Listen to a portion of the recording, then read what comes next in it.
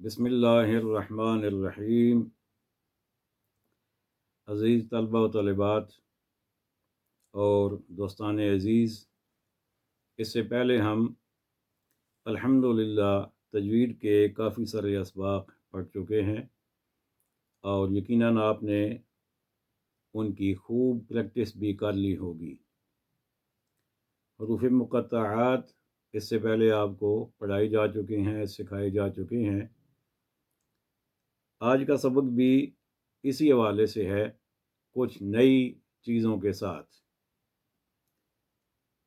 آپ کو یاد ہوگا کہ ہم نے میم ساکن کے قواعد پڑھے تھے، جو کہ 3 ہیں: ادغام شفوی، اخفاء شفوی اور اظہار شفوی۔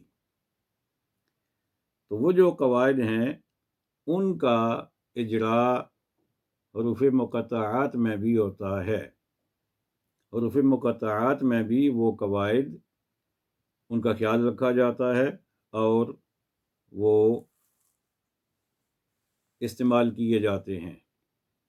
تو آئیے دیکھتے ہیں کہ ان میں سے کون سا قاعدہ کس حروف مقطعات کے مجموعہ میں استعمال ہوا ہے اور آیا ہے۔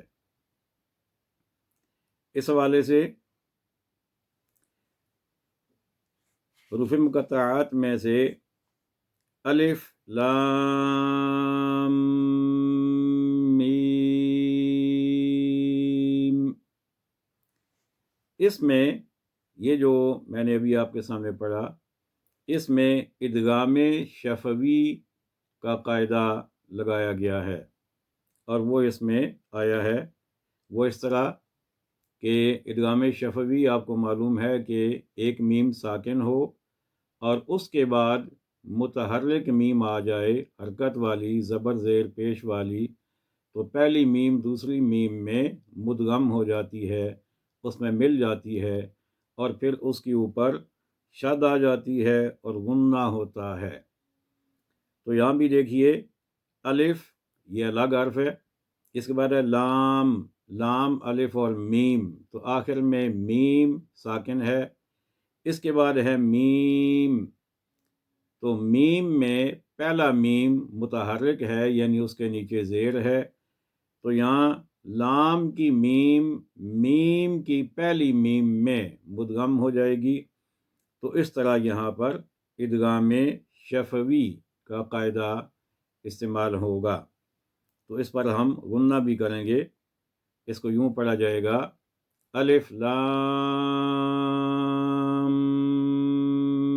میم۔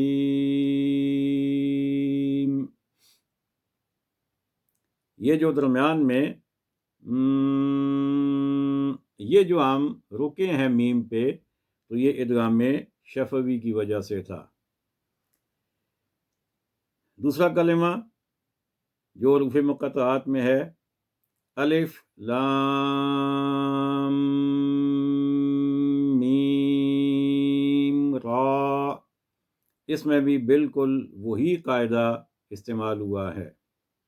اور تیسرا الف لام میم صاد، تو یہاں پر اس میں بھی وہی قاعدہ استعمال ہوا ہے۔ اور یہ بھی آپ نے شاید محسوس کیا ہو کہ اس میں صاد آخر میں دال ساکن ہے، تو اس پر قلقلہ بھی میں نے کیا ہے۔ تو جہاں جہاں کوئی قاعدہ لگتا ہے وہاں ہم نے اس کا خیال رکھنا ہے اور ہم نے اس کے مطابق پڑھنا ہے۔ اللہ تعالی ہمیں پڑھنے کی، سمجھنے کی، عمل کرنے کی، آگے پہنچانے کی توفیق عطا فرمائے۔